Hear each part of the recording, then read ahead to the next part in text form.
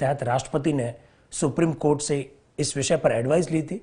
इस वजह से ये बैरूबारी वाद के नाम से प्रसिद्ध है और बैरूबारी वाद में पहली बार सुप्रीम कोर्ट ने यह कहा preamble is not part of the constitution, प्रस्तावना संविधान का भाग नहीं है। पहले तो इस बात को ध्यान रखिएगा। 1960 का ये जो मामला है, इसके ठीक 13 साल बाद यानी 1973, 24 अप्रैल 1973 को सुप्रीम कोर्ट ने केशवानंद भारती वर्सेस केरल राज्य के मामले में निर्णय दिया। और आप लोग जानते हैं दोस्तों, केशवानंद भारती वो वाद है जो भारत के संवैधानिक इतिहास का, भारत के न्यायिक इतिहास का सबसे बड़ा मामला माना जाता है। 13 न्यायाधीशों की पीठ इस मामले में बैठी थी। AK सीकरी उस समय चीफ जस्टिस हुआ करते थे। केशवानंद भारती वाले वाद में सुप्रीम कोर्ट ने स्पष्ट रूप से कह दिया कि प्रस्तावना संविधान का भाग है। यानी बैरूबारी वाद में जहां सुप्रीम कोर्ट ये कहता है कि प्रस्तावना संविधान का भाग नहीं है, ठीक ये यू टर्न है एक तरह से, जिसमें केशवानंद भारती वाले वाद में न केवल ये कहा जाएगा कि प्रस्तावना संविधान का भाग है, बल्कि ये भी कहा जाएगा कि प्रस्तावना में उसी प्रकार से संशोधन किए जा सकते हैं जिस तरह से संविधान के अन्य भागों में संशोधन किए जाते हैं। तो दो बातें ध्यान रखनी है, बैरूबारी वाद और दूसरा है केशवानंद भारती वाला वाद। तीसरा SR Bommai versus union of the India 1994 का ये मामला है। एक्चुअली में SR बॉम्बई कर्नाटक के मुख्यमंत्री थे और उनकी सरकार को बर्खास्त कर दिया गया था। वहाँ के राज्यपाल के द्वारा अनुच्छेद 356 के अंतर्गत संवैधानिक संकट की बात कहते हुए वह राष्ट्रपति शासन लगाया गया था। ये जो SR बॉम्बई वाद जो है, इस मामले में सुप्रीम कोर्ट ने कहा प्रस्तावना संविधान की आधारभूत संरचना है, basic structure of the constitution, ये कहा था SR बॉम्बई वाले मामले में सुप्रीम कोर्ट ने। तो तीनों बात को ध्यान रखें। लेकिन प्रस्तावना है क्या? पहला प्रश्न यही है। देखिए, प्रस्तावना वह दस्तावेज है, प्रस्तावना वह डॉक्यूमेंट है जिसको देखने से 3 बातें स्पष्ट होती है। पहली बात, जो कानून है, जो संविधान है, उसके उद्देश्य क्या है। उद्देश्य जहां पर लिखे हुए होते हैं उसी को हम लोग प्रस्तावना कहते हैं। जो कानून है, जो संविधान है, उसका विस्तार कहां तक है, वो कहां कहां पर लागू होगा, उसका जहां उल्लेख होता है वो प्रस्तावना होती है। और जो कानून बनाया जा रहा है, जो संविधान बनाया जा रहा है, वो कब से लागू होगा, उसके लागू होने की तिथि कहां है, लागू होने की तिथि क्या होगी, इस बात का जहां उल्लेख होता है वह प्रस्तावना है। भारतीय संविधान की एक प्रस्तावना है। इस प्रस्तावना को देखने से क्या क्या बातें स्पष्ट होती है, यह हमको जानना है। देखिए, प्रस्तावना को देखने से सबसे पहले जो बात स्पष्ट होती है वो है भारतीय संविधान का स्रोत क्या है। What is the source of the Indian constitution. प्रस्तावना की पहली पंक्ति जरा देखें आप, हम भारत के लोग, we the people of the India. तो यहां पर 2-3 प्रकार के प्रश्न बनते हैं। एक, we the people of the India, हम भारत के लोग जैसे शब्द कहां लिखे हुए, तो हमको यह मालूम होना चाहिए हम भारत के लोग, ये जो शब्द है ये प्रस्तावना में उल्लेखित है। एक, दूसरी बात, हम भारत के लोग जैसे जो शब्द है इसका मतलब क्या है। हम भारत के लोग शब्द जो लिखे हुए हैं प्रस्तावना में, इसके 2 मतलब है। एक, इसका मतलब ये होता है कि भारत का जो संविधान है, इस संविधान का निर्माण भले ही संविधान सभा ने किया हो, लेकिन संविधान सभा के लोग प्रस्तावना में ये लिख रहे हैं हम भारत के लोग। इसका सीधा सा मतलब है कि भारतीय संविधान का जो स्रोत है वो जनता है। प्रस्तावना को देखने से जो पहली बात स्पष्ट होती है, संविधान का स्रोत क्या है, और वो संविधान का स्रोत जनता है। और ये बात कहां से स्पष्ट होती है, ये इन शब्दों से स्पष्ट होता है, हम भारत के लोग। एक तो बात है ये। दूसरी बात, प्रस्तावना को देखने से एक बात, हम भारत के लोग जैसे शब्दों को देखने से एक बात और स्पष्ट होती है कि भारत में सुप्रीम कौन है। देखिए, जिस तरह से आप सब लोग न्यूज़पेपर पढ़ रहे हैं, जिस तरह से न्यायपालिका और कार्यपालिका के बीच में जो कुछ भी पिछले दिनों से चल रहा है, एक बहस चल रही है कि सुप्रीम कौन है। हमारे देश में न्यायपालिका सुप्रीम है, या हमारे देश में संसद सुप्रीम है, या हमारे देश में राष्ट्रपति सुप्रीम है, या हमारे देश में संविधान सुप्रीम है। अगर हमको भारत के संविधान की प्रस्तावना पता है, हम भारत के लोग जैसे शब्द पता है, तो ये बात पूरी तरह से स्पष्ट हो जाएगी कि भारत में सुप्रीम कौन है। हम भारत के लोग शब्दों से न केवल ये स्पष्ट होता है कि भारत में संविधान का स्रोत जनता है, बल्कि इससे यह भी स्पष्ट होता है कि भारत में जनता सर्वोच्च है। तो हमेशा आप ध्यान रखें, यहां पर 2 प्रकार के प्रश्न बन सकते हैं। हम भारत के लोग जैसे शब्द कहां लिखे हुए, आंसर होगा प्रस्तावना। दूसरा बढ़िया प्रश्न ये बन सकता है, हम भारत के लोग जैसे शब्द जो प्रस्तावना में लिखे हुए, इनसे क्या स्पष्ट होता है? दो बातें स्पष्ट होती है, जनता सुप्रीम है और भारत का संविधान का स्रोत जनता है। ये हम भारत के लोग जैसे शब्दों को देखने से स्पष्ट होता है। प्रस्तावना को देखने से और क्या स्पष्ट होता है? भारत के संविधान की प्रस्तावना को अगर हम लोग प्रारंभ करते हैं तो किस तरह से है वो? हम भारत के लोग भारत को संपूर्ण प्रभुत्व संपन्न, लोकतंत्रात्मक, पंथ निरपेक्ष, समाजवादी गणराज्य स्थापित करने हेतु। ये जो मैंने पंक्तियां बोली है, इस पंक्तियों में हम भारत के लोग जो शब्द है उसका तो हमने मतलब देख लिया, लेकिन आगे लिखा हुआ है संपूर्ण प्रभुत्व संपन्न, लोकतंत्रात्मक, पंथ निरपेक्ष, समाजवादी गणराज्य। भारत की सरकार कैसी है? हमारी सरकार का स्वरूप कैसा है? हमारी सरकार की प्रकृति कैसी है? उसका नेचर कैसा है? अगर भारत के संविधान की आप प्रस्तावना को देख लीजिए, आपको मालूम पड़ जाएगा कि हमारी सरकार कैसी है।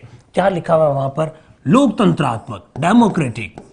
देखिए, आप सब लोग लोकतंत्र शब्द से परिचित है, लोकतंत्र की उस परिभाषा से परिचित है, अब्राहम लिंकन की वो परिभाषा, जनता का, जनता के द्वारा जनता के लिए बनाया गया शासन लोकतंत्र कहलाता है। भारत डेमोक्रेटिक है, भारत लोकतंत्रात्मक राष्ट्र है। ये कहां लिखा हुआ है? प्रस्तावना को जरा देखें। हम भारत के लोग भारत को संपूर्ण प्रभुत्व संपन्न, लोकतंत्रात्मक गणराज्य। भारत में डेमोक्रेसी है और ये प्रस्तावना को देखने से स्पष्ट होती है। भारत की सरकार का स्वरूप, उसकी नेचर, उसकी प्रकृति लोकतांत्रिक है, ये संविधान की प्रस्तावना को देखने से स्पष्ट होता है। देखिए, डेमोक्रेसी मोटे तौर पर दो भागों में बांटी जा सकती है, एक प्रत्यक्ष, दूसरा अप्रत्यक्ष। प्रत्यक्ष लोकतंत्र हम उसे कहते हैं जिसके अंतर्गत जनता डायरेक्टली पार्टिसिपेट करती है शासन में, और अप्रत्यक्ष लोकतंत्र हम उसे कहते हैं जिसमें जनता के प्रतिनिधियों के माध्यम से शासन किया जाता है। भारत में डेमोक्रेसी है, लेकिन भारत में अप्रत्यक्ष लोकतंत्र है, भारत में प्रतिनिधियात्मक लोकतंत्र है। हमारी सरकार का स्वरूप लोकतंत्रात्मक है, यह प्रस्तावना को देखने से स्पष्ट होता है। इसके बाद जो शब्द लिखा हुआ दैट इज गणतंत्र, अंग्रेजी में इसे कहा जाता है रिपब्लिक। देखिए, किसी भी देश की शासन व्यवस्था में जो सर्वोच्च पदाधिकारी अगर वो निर्वाचित हो तो उस प्रकार के सिस्टम को हम लोग गणतंत्रात्मक शासन व्यवस्था वाला देश कहते हैं। भारत गणतांत्रिक राष्ट्र है, ये कहां लिखा हुआ है? ये प्रस्तावना के अलावा कहीं पर भी लिखा हुआ नहीं, लेकिन प्रस्तावना में जो शब्द लिखा हुआ गणतंत्र, इसका मतलब यह है कि भारत गणतांत्रिक राष्ट्र है। आप लोग जानते हैं भारत का जो सर्वोच्च पदाधिकारी है राष्ट्रपति, वो निर्वाचित है, चाहे वो जनता के द्वारा निर्वाचित नहीं है, चाहे वो अप्रत्यक्ष रूप से निर्वाचित है, लेकिन वो निर्वाचित है। हमारे देश में राजा का बेटा राजा नहीं बनता है, यहाँ वंशानुगत सिस्टम नहीं है, यहाँ हर 5 साल के बाद चुनाव होते हैं, और ये गणतंत्र जो शब्द लिखा हुआ है उससे भी स्पष्ट होता है। देखिए, आप इस बात को हमेशा ध्यान रखें, जब हम लोग कहते हैं स्वतंत्र भारत के इतिहास में ऐसा पहली बार हुआ, तो इसका मतलब मैं बात कर रहा हूं 15 अगस्त 1947 की। और जब मैं ये कहता हूं गणतंत्र भारत के इतिहास में ऐसा पहली बार हुआ, इसका मतलब है हम बात कर रहे हैं 26 जनवरी 1950 की। भारत गणतांत्रिक राष्ट्र 26 जनवरी को बना क्योंकि हमारे देश के सर्वोच्च पदाधिकारी राष्ट्रपति डॉक्टर राजेंद्र प्रसाद ने 26 जनवरी 1950 को कार्यभार संभाला, उन्होंने काम करना शुरू किया। दैट्स वाई जो हम गणतांत्रिक राष्ट्र बने वो 26 जनवरी 1950 से बने। तो हम गणतांत्रिक राष्ट्र हैं, ये प्रस्तावना को देखने से स्पष्ट होता है। अब देखिए, प्रस्तावना में इसके अलावा और क्या शब्द लिखा हुआ है? एक शब्द लिखा हुआ है पंथ निरपेक्ष, अंग्रेजी में कहते हैं सेक्युलर। हमारे देश में पंथ निरपेक्ष और धर्म निरपेक्ष शब्द को अमूमन एक जैसा ही मान लिया जाता है, हालांकि शाब्दिक दृष्टि से दोनों शब्द अलग है। हमारा देश पंथ निरपेक्ष है, हमारा देश सेक्युलर है। इसका क्या मतलब है? इसका मतलब यह है कि हमारी जो सरकार है उसका कोई एक पंथ नहीं है। हमारी जो सरकार है किसी एक पंथ को बढ़ावा नहीं देती है। हमारी जो सरकार है उसके लिए सारे पंथ एक जैसे हैं, ये होती है पंथ निरपेक्षता। पंथ निरपेक्षता और धर्म निरपेक्षता को अमूमन एक ही मान लिया जाता है, लेकिन अगर शाब्दिक दृष्टि से अगर हम लोग देखें तो धर्म निरपेक्ष जो शब्द है वो थोड़ा सा अलग है। धर्म से निरपेक्ष कोई सरकार नहीं होती है। हमारा जो भारत का जो साहित्य है उसमें हम लोग धर्म का मतलब क्या लेते हैं? हम धर्म का मतलब लेते हैं सत्य से, हम धर्म का मतलब लेते हैं न्याय से, हम धर्म का मतलब लेते हैं मूल्यों से। तो धर्म निरपेक्ष कोई भी सरकार नहीं हो सकती है, लेकिन चूंकि हमारे देश में धर्म निरपेक्षता और पंथ निरपेक्षता को एक ही माना जाता है, इसलिए हम लोग ये कह सकते हैं कि हम धर्म निरपेक्ष है। अर्थात भारत सरकार का खुद का कोई धर्म, एक धर्म नहीं है। भारत सरकार किसी एक धर्म को बढ़ावा नहीं देती है। भारत सरकार के लिए सभी धर्म बराबर है। लेकिन याद रखिएगा, यहाँ एक बहुत महत्वपूर्ण मैं बात बोलने जा रहा हूं जिसे आपको याद रखना है। प्रश्न इस तरह से आ सकता है कि भारत में धर्म निरपेक्षता का इनमें से कौन सा मतलब नहीं है, और वहां पर वो लिख सकता है सरकार या राज्य धर्म विरोधी है। इसका ये कतई मतलब नहीं है। धर्म निरपेक्षता का मतलब धर्म विरोधी होना नहीं है। धर्म निरपेक्षता का मतलब है एक धर्म को बढ़ावा ना देना, सभी धर्मों के साथ सम्मान व्यवहार करना। पंथ निरपेक्षता और जो धर्म निरपेक्षता जैसे जो शब्द है भारतीय संविधान की प्रस्तावना में उल्लेखित है। प्रस्तावना को अगर आप देखेंगे तो एक शब्द और आएगा, दैट इज समाजवाद। इसे कहते हैं सोशलिज्म। ये जो समाजवाद है, हमारी सरकार समाजवादी है, हमारा जो राज्य है वो समाजवादी है। क्या इसका आशय है? देखिए, दुनिया की जितनी भी जो शासन व्यवस्था है उसको हम लोग मोटे मोटे तौर पर दो भागों में बांट सकते हैं, एक पूंजीवाद, दूसरा समाजवाद। हम समाजवादी है, इस बात का उल्लेख भारतीय संविधान की प्रस्तावना में। अर्थात समाजवाद शब्द का यह अर्थ होता है कि निजी संपत्ति का अस्तित्व नहीं होना। सरकार सारी संपत्ति पर, सारे संसाधनों पर जहां सरकार का अधिकार होता है, उसे, उस प्रकार की व्यवस्था को हम लोग समाजवादी व्यवस्था कह सकते हैं। हालांकि जब से हमने 1991 में LPG, लिबरलाइजेशन, प्राइवेटाइजेशन और ग्लोबलाइजेशन यानी वैश्वीकरण, भूमंडलीकरण जिसे हम लोग कहते हैं, वो जो नीति जब से हमने अपनाई है तब से ये शब्द इररिलेवेंट हो गया, अप्रासंगिक हो गया। लेकिन हमारी सरकार आज भी समाजवादी है, ये बात हमारे संविधान की प्रस्तावनाओं को देखने से स्पष्ट हो जाती है। तो हमारी सरकार का स्वरूप क्या है, हमारी सरकार का नेचर क्या है? वो समाजवादी है, वो पंथ निरपेक्ष है, वो लोकतांत्रिक है, वो गणतांत्रिक है। ये सारी बातें हमारी प्रस्तावना में लिखी हुई है। इसके अलावा प्रस्तावना को देखने से और क्या स्पष्ट होता है? प्रस्तावना को देखने से यह स्पष्ट होता है कि हमारे संविधान के उद्देश्य क्या है। What is the objectives of the constitution of the India. देखिए, मैंने पहले भी कहा कि प्रस्तावना वो दस्तावेज है जिसके अंतर्गत वो जिस कानून की प्रस्तावना है उस कानून के उद्देश्य क्या है उसका जहां पर उल्लेख होता है वो होती है प्रस्तावना। हमारे संविधान प्रस्तावना की 6-7 लाइन देख लीजिए। इतना बड़ा भारत का संविधान, दुनिया का सबसे बड़ा लिखित संविधान, 395 अनुच्छेद, 12 अनुसूचियां, इतने सारे भाग।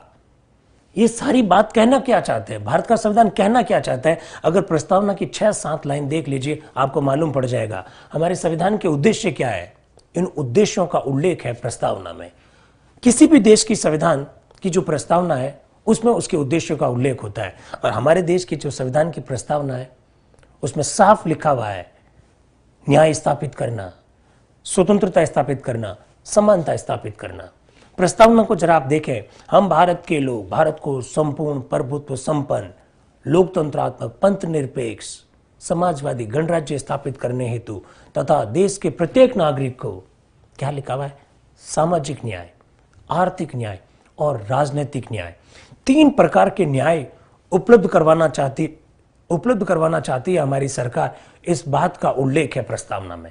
पर आपको एक बात ध्यान रखनी है, प्रस्तावना में 3 प्रकार का न्याय है, सामाजिक न्याय है, आर्थिक न्याय है और राजनीतिक न्याय। और इन तीनों न्याय को आप इसी सीक्वेंस में याद रखिएगा, क्योंकि कई बार इस तरह के भी प्रश्न आ सकते हैं कि प्रस्तावना में जो 3 प्रकार के जो न्याय है उनको सीक्वेंस में लिखो, आर्थिक सामाजिक राजनीतिक, राजनीतिक सामाजिक आर्थिक, सामाजिक आर्थिक राजनीतिक। तो आपको ध्यान रखना है सामाजिक, आर्थिक और राजनीतिक न्याय का उल्लेख प्रस्तावना में। इसी प्रकार से सिविल सर्विस में एक प्रश्न पूछा जा चुका है, सामाजिक, आर्थिक और राजनीतिक न्याय का उल्लेख कहां पर है? सामाजिक, आर्थिक और राजनीतिक न्याय का उल्लेख न केवल प्रस्तावना में है, बल्कि जो हमारे नीति निर्देशक तत्व है, directive principles of the state policy, राज्य के जो नीति निर्देशक तत्व है, राज्य के इन नीति निर्देशक तत्वों के अंतर्गत भारतीय संविधान का एक आर्टिकल है, दैट इज आर्टिकल 38, अनुच्छेद 38 में भी सामाजिक, आर्थिक और राजनीतिक न्याय का उल्लेख है। तो प्रश्न ऐसा भी आ सकता है कि सामाजिक, आर्थिक और राजनीतिक न्याय का उल्लेख कहां कहां पर है? प्रस्तावना में भी है और नीति निर्देशक तत्वों में भी है। एक तो बात यही हुई ये। दूसरा, हमारे संविधान देश के सभी नागरिकों को स्वतंत्रता देना चाहता है। इस बात का उल्लेख यूं तो हमारे कॉन्स्टिट्यूशन के आर्टिकल 19 जो कि मौलिक अधिकार के अंतर्गत आता है उसमें खैर 6 स्वतंत्रता है ही है, लेकिन अगर आप प्रस्तावना को देखें वहां पर भी स्पष्ट रूप से 5 प्रकार की स्वतंत्रता आपको देखने को मिलेगी। विचार यानी थॉट्स, अभिव्यक्ति यानी एक्सप्रेशन, विचार की स्वतंत्रता, अभिव्यक्ति की स्वतंत्रता, विश्वास यानी बिलीफ की स्वतंत्रता, धर्म, रिलीजन और उपासना या वर्शिप, उपासना जिसे हम लोग वर्शिप कहते हैं। ये 5 प्रकार की स्वतंत्रताएं प्रस्तावना में उल्लेखित है। और याद रखना है आपको, इसी सीक्वेंस में याद रखें क्योंकि इस प्रकार के प्रश्न हो सकते हैं। विचार, अभिव्यक्ति, विश्वास, धर्म और उपासना। वैसे ये प्रश्न वर्ष 2013 RS प्री में पूछा जा चुका है। इनमें से कौन सी स्वतंत्रता का उल्लेख प्रस्तावना में नहीं है, इस प्रकार के प्रश्न और भी आ सकते हैं। तो आप 5 प्रकार की स्वतंत्रताएं प्रस्तावना में उल्लेखित है, इसको ध्यान रखना है। एक तो बात है ये। दूसरी बात, सवाल दूसरी तरह से भी आ सकता है। अगर हम लोग आर्टिकल 19 देखें, अनुच्छेद 19 देखें, अनुच्छेद 19 में जो 1 है उसको देखें तो वहां पर हमको 6 प्रकार की स्वतंत्रताओं का उल्लेख मिलेगा। उसमें एक भाषण और अभिव्यक्ति की स्वतंत्रता भी है, freedom of the speech and expression. प्रस्तावना को जरा देखें, प्रस्तावना में क्या लिखा है? विचार और अभिव्यक्ति। सीधा प्रश्न आ सकता है, फ्रीडम ऑफ द एक्सप्रेशन, अभिव्यक्ति की स्वतंत्रता कहां उल्लेखित है? दैट टाइम आंसर प्रस्तावना भी होगा, that time answer fundamental rights का आर्टिकल 19 भी होगा। इस प्रकार के भी प्रश्न पूछे जा सकते हैं, इसको भी थोड़ा आप ध्यान रखें। इसके अलावा प्रस्तावना में और क्या बात स्पष्ट होती है? संविधान के उद्देश्यों के अंतर्गत अगर हम लोग बात करें तो हमने न्याय की बात करी, हमने स्वतंत्रता की बात करी। प्रस्तावना को बहुत ढंग से देखिए आप। ढंग से देखने पर आपको ये जानकारी मिलेगी कि वहां समानता यानी इक्वालिटी का भी उल्लेख है और वहां साफ शब्दों में लिखा हुआ है अवसर की समानता। साथ ही साथ लिखा हुआ है प्रतिष्ठा यानी स्टेटस। अवसर व प्रतिष्ठा, इन दोनों प्रकार की समानताओं का उल्लेख भारतीय संविधान की प्रस्तावना में है। आप जब फंडामेंटल राइट्स पढ़ते हैं, राइट्स जब पढ़ते हैं तो भारतीय संविधान का अनुच्छेद 16 भी पढ़ते हैं और अनुच्छेद 16 जब पढ़ते हैं तो उसमें भी अवसर की समानता आपको देखने को मिलेगी। तो इन सब चीजों को ध्यान रखना है। अवसर की समानता प्रस्तावना में है, अवसर की समानता आर्टिकल 16 में भी है। इस प्रकार के भी प्रश्न हो सकते हैं। देखिए, हमारी जो प्रस्तावना है उसमें स्वतंत्रता बात की, समानता की बात की। प्रस्तावना में एक शब्द लिखा हुआ है बंधुत्व, अंग्रेजी में कहते हैं फ्रैटर्निटी, ब्रदरहुड, भातृत्व, भाईचारा। स्वतंत्रता, समानता और बंधुत्व, ये फ्रांस की क्रांति के तीनों नारे हैं। सीधा प्रश्न पूछा जा सकता है, प्रस्तावना में उल्लेखित स्वतंत्रता, समानता और बंधुत्व के जो शब्द हैं वो कहां से लिए गए? याद रखना, ये फ्रांस से लिए गए, ये फ्रांस की क्रांति के नारे हैं। एक बात। दूसरी बात, ये जो बंधुत्व शब्द है जो प्रस्तावना में उल्लेखित है,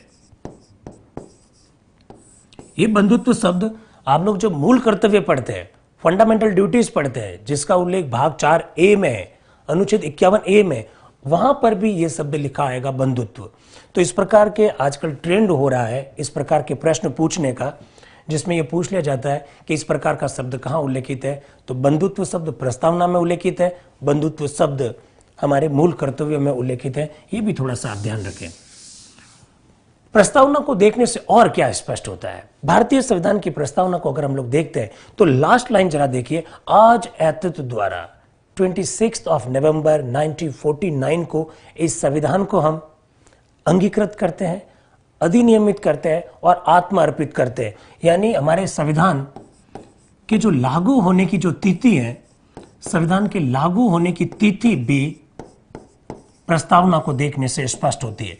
26 नवंबर 1949 की ये जो तिथि है, ये तिथि प्रस्तावना में ही लिखी हुई है। कल जब हम लोग बात कर रहे थे संविधान सभा के बारे में, तो आप लोगों को बताया था भारतीय संविधान का एक अनुच्छेद है, दैट इज आर्टिकल 394।